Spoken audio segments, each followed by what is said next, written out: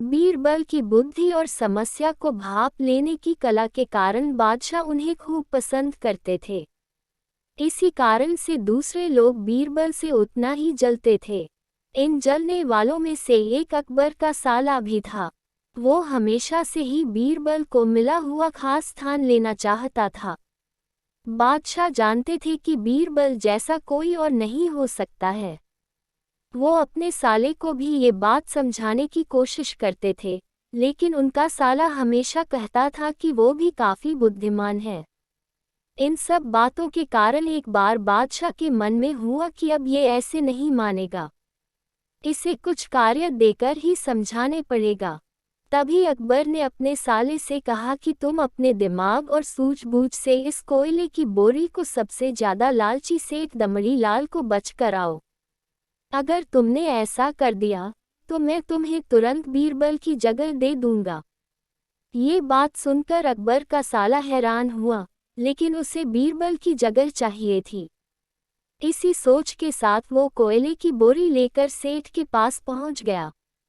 सेठ ऐसे ही किसी की भी बातों में आने वाला नहीं था, इसलिए उसने उसे खरीदने से मना कर दिया।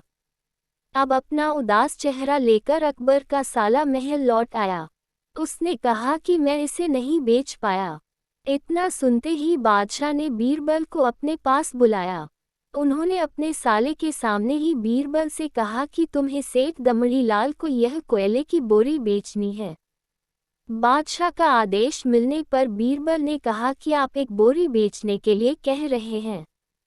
मैं उस सेठ को एक कोयले का टुकड़ा ही 10,000 में बेच सकता हूँ। ये बात सुनकर अकबर का साला दंग रह गया। अकबर ने कहा कि ठीक है, तुम एक ही कोयले का टुकड़ा बेच आओ। बादशाह का आदेश मिलते ही एक कोयले का टुकड़ा उठाकर बीरबल वहां से चले गए। उन्होंने सबसे पहले एक मलमल के कपड़े का कुर्ता अपने लिए सिलवाया। फिर उसे पहनकर अपने गले में हीरे मोती की मालाएं डाल ली और महंगे दिखने वाले जूते भी पहन लिए।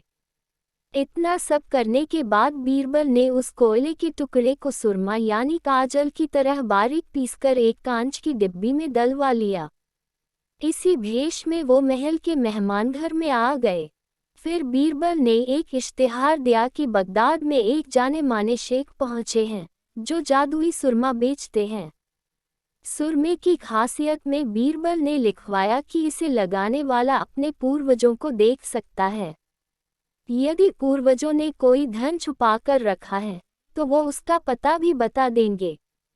इस इश्तिहार के सामने आते ही पूरे नगर में बीरबल के शेख रूप और चमत्कारी सुरमे की ही बात होने लगी।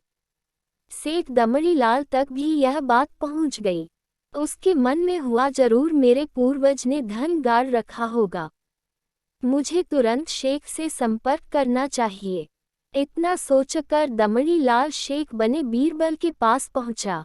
बीरबल ने जानबूझकर उन्हें पहचाना नहीं। सेठ ने शेख से कहा कि मुझे सुरमे की डिब्बी चाहिए। शेख ने जवाब दिया, बिल्कुल लीजिए, लेकिन एक डिब्बी की कीमत 10,000 रुपये है। सेठ काफी चालाक था। उसने शेख से कहा कि मैं पहले सुरमा आंखों पर लगाना चाहता हूँ, उसके बाद पूर्वजों के दिखने पर ही मैं 10,000 रुपये दूंगा। शेख बने बीरबल ने कहा कि ठीक है, आपको ऐसा करने की इजाजत है। बस आपको सुरमे की जांच करने के लिए चौराहे पर चलना होगा। चमत्कारी सुरमे का करिश्मा देखने के लिए वहां लोगों की भीड़ लग गई।